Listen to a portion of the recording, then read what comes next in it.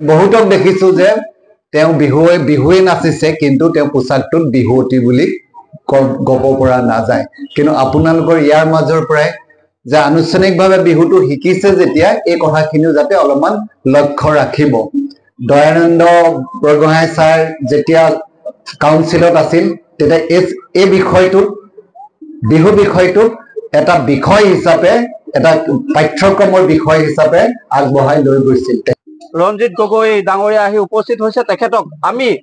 আমাৰ সাধ্য অনুসাৰে আদৰণি জনাব বিচাৰিছো গতিকে আমাৰ অন্তৰংগ সামাজিক আৰু সাংস্কৃতিক গোষ্ঠীৰ তৰফৰ পৰা তেখেতক অন্তৰংগ সাংস্কৃতিক গোষ্ঠীৰ হৈ এখনি হেঁপাহৰ বিহুৱান যাচিবৰ বাবে অনুৰোধ জনাইছো আমাৰ অন্তৰংগ সামাজিক আৰু সাংস্কৃতিক গোষ্ঠীৰ সম্পাদিকা চুমকি হাজৰিকা ডেকাক ইতিমধ্যে সকলোৱে জানিছে আমাৰ অতি সুখৰ বিষয় এনে এজন মহান ব্যক্তি অসম চৰকাৰৰ বঁটা প্ৰাপক ৰঞ্জিত গগৈ ডাঙৰীয়া আমাৰ মাজত আহি আজি উপস্থিত হৈছেহি আমি 14 দিনীয়া যি কৰ্মশালা আছিলে সেই কৰ্মশালা ভাগত আজি তেখেত অংশগ্ৰহণ কৰিব তাৰ লগতে কাইলৈ সামৰণি অনুষ্ঠানটো থাকিব আমাৰ অতি আনন্দৰ বিষয় গতিকে তেখেতৰ বিষয়ে আপোনালোকে সকলো ইতিমধ্যে টিভি চেনেল বা আদি কৰি সকলোতে গম পাই আছে তাৰ উপৰিও তেখেতে গম পাইছে যে 10,000 নাচনী আৰু ঢুলীয়া একেলগে ইমান সুন্দৰ এটা কোৰিওগ্ৰাফ কৰিলে তেখেতক আমি প্ৰণাম জনাইছো আৰু বিহু জগতখনক অসমীয়া সাংস্কৃতিক জগতখনক আৰু ওপৰলৈ লৈ যোৱাৰ মানসেৰে তেখেতলৈ আমি আশীষ যাচিছো তেখেতৰ বাবে এটা হাত চাপৰি ডাঙৰকৈ মইনা মইনীসকল অভিভাৱকসকলৰ মঞ্চত উপস্থিত গণ্যমান্য ব্যক্তিসকল এতিয়াতো আচলতে ৱৰ্কশ্বপৰ সময় ভাষণ দিয়াৰ সময় নহয় হয় না এতিয়া শিকাৰ সময় এতিয়া নচাৰ সময় এতিয়া গোৱাৰ সময় এতিয়া বজোৱাৰ সময় ঠিক আছে আমি দেখিছো যে আমাৰ শুভ কথা দুগৰাকী মহিলাও ঢোল বজাবলৈ আহিছে খুব ভাল কথা সকলোৱে বাদ্যটোৰ প্ৰতি শ্ৰদ্ধা আছে কাৰণে সকলোৱে শিকিব চেষ্টা কৰিছে আৰু সংগীতৰ কোনো ভাষা নাই কোনো ধৰ্ম নাই কোনো লিংগ নাই কোনো জেন্ডাৰ নাই যে যিয়ে মন যায় যাৰ ইচ্ছা থাকে সদ ইচ্ছা থাকে সকলোৱে বজাব পাৰে হয়তো বহুত বিতৰ্ক হয় যে কিছুমান বস্তু পুৰুষৰ বাবে কিছুমান বস্তু মহিলাৰ বাবে তো কলাৰ তেনেকুৱা কোনো নিৰ্দিষ্ট কথা নাই কিন্তু কলাৰ যি সাংগীতিক ধৰ্ম তাৰ যি মান তাৰ ৰীতি যাৰ পৰম্পৰা সেই বস্তুটো ৰক্ষা কৰি মাথো পৰিবেশন কৰিবলৈ হ'ল গম পাইছেনে আজিকালি আপোনালোকে দেখিব যে পোছাকৰ ক্ষেত্ৰত এগৰাকী বিহুৱতীক আমি বিহুৱতী বুলি চিনিয়ে নাপাওঁ কিন্তু আমি পোছাকত চিনি পাওঁ কেনেকে এজন পুলিচক আমি পুলিচ বুলি চিনি পাওঁ এজন ডাক্তৰক ডাক্তৰ বুলি জানো এজন উকিলক উকিল বুলি জানো কিয় জানো তেওঁ পোছাকটোৰ বাবে কিন্তু আমাৰ বিহুৱা বিহুৱতীসকলৰ আমি দেখো কেতিয়াবা পোছাকটো বহুতে আমি ভিচিডিতে হওক বা টিভি এতিয়া যিমানবোৰ চিৰিয়েল শ্বুটিঙতে হওক আমি বহুতক দেখিছো যে তেওঁ বিহুৱে নাচিছে কিন্তু তেওঁ পোছাকটোত বিহুৱতী বুলি গপ পৰা নাযায় কিন্তু আপোনালোকৰ ইয়াৰ মাজৰ পৰাই যে আনুষ্ঠানিকভাৱে বিহুটো শিকিছে যেতিয়া এই কথাখিনিও যাতে অলপমান লক্ষ্য ৰাখিব মোৰ ক'বলগীয়া একো নাই এইটো মোৰ বিশেষ ব্যক্তিগত মন্তব্য যেহেতু বিহু বুলি এটা পোছাক আছেই যাতে আমি বিহুৱতী গৰাকীক এজনী নাচিবলৈ যোৱা ছোৱালীজনী আমি গম পাওঁ তেওঁ বিহু নাচিবলৈ গৈছে আমি যাতে তেওঁ গম নাপাওঁ আজিকালি এনেকুৱা যে তেওঁ মডেল কৰিবলৈ গৈছে নে বিহু নাচিবলৈ গৈছে নে শ্বুটিং কৰিবলৈ গৈছে আচলতে তেওঁ কি যদি বিহুৱতী হয় আমি পোছাকটোৰ পৰা বা বিহুৱা যদি হয় সেই পোছাকটোৰ পৰাই জানিব লাগিব তেওঁ বিহু সংস্কৃতিৰ লগত জড়িত এজন ব্যক্তি ঠিক আছে আৰু গতিকে নাচিলেই নহব যে অভিভাৱকসকলক মই এটা কথা অনুৰোধ কৰিব খুজিছো সদায় বিহু অহাৰ আগমুহূৰ্তত বা প্ৰাক মুহূৰ্তত ছোৱালীজনী মৌকুঁৱৰী বৰকুঁ বিহুৱতী নচুৱাব লাগে এনেকুৱা ভাবো ল'ৰাটোক ঢুলীয়া সজাব লাগে তেনেকে ভাবো কিন্তু বাকী আমি 11 মাহ কি কৰি থাকো ঠিক আপুনি চাব এখন স্কুলত যেতিয়া যায় বাচ্চা এটা 5ৰ পৰা ক্লাছ 11লৈকে কি 5ৰ পৰা বা কেজি বা নাৰ্চাৰীৰ পৰা গ'লে কি মেট্ৰিকটো ভালকে পাছ কৰিব পাৰিব কিন্তু বিহুৱতী গৰাকীক কেতিয়াও আমি তেনেধৰণে সেই শিক্ষাৰ আমি কেতিয়াও আগবঢ়াই নিনিও সদায় বিহু আগমুহূৰ্ততে আমি ভাবো আৰু তাই যদি বা ল'ৰাটোৱে যদি ফাৰ্ষ্ট প্ৰাইজ নাপায় তেতিয়া আমি গালি পাৰো তই কি কৰিছিলি কিন্তু এইটো এটা কেৰিকুলাম হিচাপে ল'ব লাগে পাঠ্যক্ৰম হিচাপে ল'ব লাগে থ্ৰু আউট দি ইয়েৰ গোটেই বছৰটো যেনেকে স্কুল যায় তাইও 1 ঘণ্টা বা আধা ঘণ্টা এইটো ক্লাছ হিচাপে ল'ব লাগে যে অকমান আধা ঘণ্টা মই নাচো আধা ঘণ্টা ঢোল বজাও আধা ঘণ্টা গীত গাও যেনেকৈ এটা ক্লাছত কিমান সাবজেক্ট শিকায় मैथ्स शिकाय इंग्लिश शिकाय साइंस शिकाय सोशल स्टडी शिकाय হয় না কম্পিউটাৰ শিকায় দিনটোৰ ভিতৰতে গোটেইখিনি শিকায় কিন্তু তাৰ মাজত তোমালোকে ঘৰত আহি বিহুটো এটা ক্লাছ এটা সাবজেক্ট হিচাপে লবা যেহেতু ক্লাছ আজিকালি বিহুটো এটা সাবজেক্ট হিচাপে হায়াৰ সেকেন্ডাৰীত হৈছে দয়ানন্দ বৰগোহাঁই ছাৰ যেতিয়া কাউন্সিলত আছিল তেতিয়া এই বিষয়টো বিহু বিষয়টো এটা বিষয় হিচাপে এটা পাঠ্যক্ৰমৰ বিষয় হিচাপে আগবঢ়াই লৈ গৈছিল তেখেতে আৰু সেই কিতাপখনৰ first higher secondary first year editor মই আছিলো তাৰে সেই কিতাপখন কেনেকৈ আমি কাৰিকুলামটো বনাইছিলো তাৰ এটা আৰু সেকেন্ড ইয়াৰত মই এজন ৰাইটাৰ হিচাপে আছিলো ঠিক আছে গতিকে বিহু হিচাপে কাম কৰিবলৈ হলে আপোনালোকে কাৰিকুলাম দিকটো লাগিবই আৰু এটা সময়ত যেনেকৈ আজি সায়েন্সৰ টিচাৰ মেথছৰ টিচাৰ থাকে কাইলে বিহুৰ এটা টিচাৰ থাকিব শিক্ষক হ'ব কিন্তু আপোনালোকে এই কথাবোৰ যদি তোমালোকে ভালকে নিহিকা তেতিয়ালৈকে নাজানিব এতিয়া অলপ আগতে বৰা ডাঙৰীয়াই কৈ গ'ল টেকনিক্যাল কথাখিনি ঢুলিয়াৰ ঢোলটো বজালেই নহ'ব যে আজিকালি এনেকুৱা টেকনিক্যাল যুগ যে কোনটো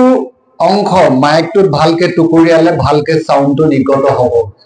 আৰু তুমি যে ক'ব লাগিব সাউণ্ড অপাৰেটৰজনক যে এইটোৰ শাৰ্ট এফালে কৰ্ষ ধ্বনি নিগত হয় আৰু এফালে বেছটোক অসমীয়াত কি ক'ব জানো মানে যেটো মানে ধক ধক কৰে হেনেকৈ হেনেকুৱা মাইক সিস্টেম থাকে বেছৰ এটা মাইক থাকে আৰু শাৰ্পৰ এটা মাইক থাকে আৰু 2 নম্বৰতে গায়কসকলে বহুত গায়কক দেখা যায় বিহুৱা বিশেষকে যে মাইক্ৰোফোনটো লোৱাৰ মাইক্ৰোফোনৰ ষ্টাইল থাকে লোৱাৰ সবয়ে গান গোৱাৰ যি থ্ৰয়িং ৱেভ হেতু একে নহয় গতিকে আপোনালোকে সদায় মাইকটো লওঁতে এটা ট্ৰায়াল কৰিব যে কোনখিনি অংশৰ পৰা নিজৰ মাইকটো ললে কিমান দূৰৰ পৰা ললে শব্দটো ভালকে গাব পাৰি গম পাইছেনে কিছুমান মানুহে বহুত ভাল গালেও ষ্টুডিঅ'ত গৈ বুবা হৈ যায় তাৰমানে কিয় ভাল গায়ক হ'ব নোৱাৰে মাইকৰ ষ্টাইলটো ধৰি লওক কিছুমান সাইডৰ পৰা ল'ব লাগিব শব্দ যেনে কিছুমান যে ব্লো থাকে নহলে এনেকুৱা হ'ব তো গতিকে সেইবোৰ সাইডৰ পৰা ক'ব লাগিব ঠিক তেনেকুৱা টেকনিক্যাল কথাবোৰ থাকে আজিকালি ওয়াৰ্কশ্বপ কৰোতে উদ্যোক্তাসকলে সেই কথাখিনিও কিন্তু সেই ধৰণেও কিন্তু এটক অলপমান টেকনিক্যালি শিকাব লাগিব আজিকালি বহুতে ভাল ঢোল সবে বজাবই কিন্তু ভাল ঢোল বজোৱাৰ লগে লগে কি মাইক্ৰোফোনটো লৈ বা কাইলে যদি ভাল ষ্টেজ এখনত বজাবলৈ গৈ কি যদি আধা ঘণ্টা সময় খৰচ কৰি দিয়ে কিন্তু হেতু আমাৰ কাৰণে খুব ভাল কথা নহব বা ষ্টুডিঅ'লৈ গৈ ষ্টুডিঅ' যদি ভালকে বজাব নোৱাৰে তেতিয়ালে শিকি একো লাভ নহব নহয় জানো এটা গতিকে আমি এখানে টেকনিক্যাল কথা তোমালোকক কলো আৰু ধুনিয়াকে এতিয়া আমি সবে অকমান নাচিম ভাষণটো কিতাপতে হৈ যাব ঠিক আছে তাৰ পৰা শিকি লব এতিয়া আমি অকমান প্ৰেক্টিক্যাল কথালৈ আগবাঢ়ি যাম আৰু মই ভাবো এটা এওঁলোক ওখ কিজনী অহা বছৰে মামাক লগ পাবা না নোপোৱা জানো 25,000 দেখোন দিল্লীলৈ যাবই তোমালোকৰ ওখ গীটাৰ বয়স কিমান হৈছে মই নাজানো কিন্তু অহা বছৰ মামাই তোমালোকৰ মামা মাননীয় মুখ্যমন্ত্ৰী ডক্টৰ হিমন্ত বিশ্ব শৰ্মা ডাঙৰীয়াই 25,000 বিহুৱা 2025ত 7 এপ্ৰিলত দিল্লীত বিহু পাতিব গতিকে তোমালোকক লৈ পাতিব এবাৰ যোৰহাটৰ পৰা প্ৰায় 1400 নে 1800 গিনিছ বুক অফ ৱৰ্ল্ড ৰেকৰ্ডত এবাৰ জয়েন কৰিছে মই আহিছিলো তিতাবৰত গৈছিলো ইয়াতে কৰবাৰ আৰু যত হৈছিলে গোটেইখিনি মই এবাৰ নিজে চাবলৈ আহিছিলো বৰ ধুনীয়া পৰিবেশন হৈছে আৰু যোৰহাটৰ ডিসি মহোদয় খুব ধুনীয়াকে পুলক মহন্ত ডাঙৰীয়ে খুব ডাঙৰ প্ৰচেষ্টা এটা বা খুব মানে আপ্ৰাণ চেষ্টাৰে বিহুটো গিনিছ বুক মানে যোৰহাটৰ পৰা আৰ্টিষ্ট সকলক আগবঢ়াই পঠিয়াই দিছে কম পালানে আৰু সকলোৱে সহযোগত Guinness book of world record হৈ উঠিল মই গতিকে যোৰহাটৰ এডমিনিষ্ট্ৰেশ্যন আৰু যোৰহাটৰ অভিভাৱক আৰু যোৰহাটৰ আৰ্টিষ্ট সকলৰ ওচৰত মই কৃতজ্ঞ ধন্যবাদ এতিয়া আমি মূল কাৰ্যসূচীলৈ আগবাঢ়ি যাওঁ নহয় জানো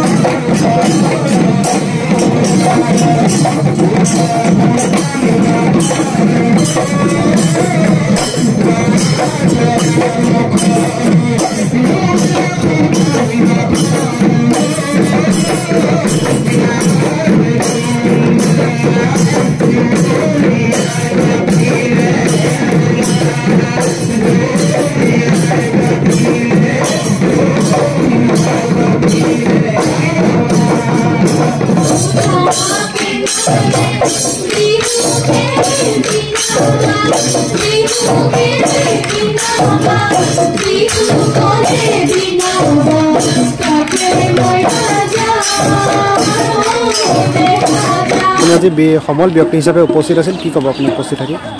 অন্তৰংগ সাংস্কৃতিক আৰু সামাজিক গোষ্ঠীৰ উদ্যোগত যি আজি বিহু কৰ্মশালা আখৰা যি আৰম্ভ হৈছে,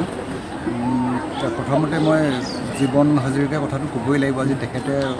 মোক অনুৰোধ কৰিলে আহিবলৈ। অৱশ্যে এইটো অনুৰোধ বুলি মই নকওঁ, এনেকুৱা মানে মৰমৰ হেৰিবোৰ থাকেই। আৰু আমাৰো দায়িত্ব যে বিহুটো বিশ্ব ৱৰ্ল্ড ৰেকৰ্ড কৰিলেই নহ'ব কেৱল, হয় নাই? তো গতিকে চুকে কাৰণে বিহুত নজনা মানুহখিনিক আৰু শিক্ষাৰ্থীখিনিক আমি প্ৰমোট কৰাৰ বা তেওঁলোকক শিকোৱা আৰু বিশ্বমুখী কৰাৰো এটা আমাৰ কৰ্তব্য। গতিকে আজি এই অনুষ্ঠানটোলৈ মই আহি যি দেখিছোঁ যে বিহুৰ যি তেওঁলোকৰ যি উৎসাহ আৰু যিধৰণে শিকোৱাৰ যি পদ্ধতি সঁচাকৈ শলাগ কৰিবলগীয়া। আৰু বিহু গীতসমূহ, বিহু নাম বা নাচ, যি নৃত্য, যি ধৰণে তেখেতসকলে যিটো শৈলী শিকাইছে খুব আকৰ্ষণীয়। আৰু এই ধৰণে এই চাইণ্টিফিক, এই বিজ্ঞানসন্মতভাৱে যদি বিহুটো শিকাই থাকে, বিহুটো হয়তো এদিন মিউজিয়ামলৈ নিশ্চয় যাব নালাগিব। কিন্তু যদিহে আমি বিহুটোক কৰ্মশালাৰ যোগেদি এতিয়া শিকাই নাথাকোঁ, বিহু কিন্তু মিউজিয়ামৰ আশ্ৰয় ল'বলগীয়া হ'লহেঁতেন। যিহেতু বিহু গছৰ তলত আছিল, তো আজি ৱৰ্কশ্বপ কৰিবলগীয়া হৈছে। বহুতে এটা প্ৰশ্ন কৰে বিহু কিয় ৱৰ্কশ্বপ হ'ব লাগে, কিন্তু সেইটো নেই, সেই ৰামো নাই, সেই অযোধ্যাও নাই এতিয়া। তো গতিকে বিহু কৰ্মশালাৰ যোগেদি আমি ল'ৰা ছোৱালীক শিক্ষিত কৰি তুলিব লাগিব। আৰু যিহেতু বিহুৰ ক্ষেত্ৰত এটা পাঠ্যক্ৰম হৈছে যে হায়াৰ ছেকেণ্ডেৰীত বিহুৰ এটা ছাবজেক্ট হিচাপে হৈছে, গতিকে সেইখিনিক আমাৰ ল'ৰা ছোৱালীখিনিক মই ইয়াৰ পৰাই অনুৰোধ জনাম ছাত্ৰ ছাত্ৰীসকলক যাতে ভৱিষ্যতে যে তেওঁলোকে বিজ্ঞান পঢ়িলেও হায়াৰ ছেকেণ্ডেৰীত অন্ততঃ ঐশ্বৰিক বিষয় হিচাপে, ইলেক্টিভ ছাবজেক্ট হিচাপে বিহুটো যাতে লয়। নহ'লে আকৌ যে আমাৰ প্ৰশাসনে ক'ব যে বিহুৰ শিক্ষাৰ্থীয়ে নাই, তো গতিকে এই ছাবজেক্টটো নোহোৱা ভাল। গতিকে মোৰ এই অনুষ্ঠানলৈ আহি বহুত ভাল লাগিল। সঁচাকৈ এখেতসকলে যথেষ্ট আজি কষ্ট কৰিছে আৰু এখেতসকলৰ দ্বাৰাই যে বিহুটো অদূৰ ভৱিষ্যতলৈ জীয়াই থাকিব এইটো নিশ্চিত। আৰু এখেতসকলৰ এই পদক্ষেপ মই শলাগিছোঁ। ধন্যবাদ।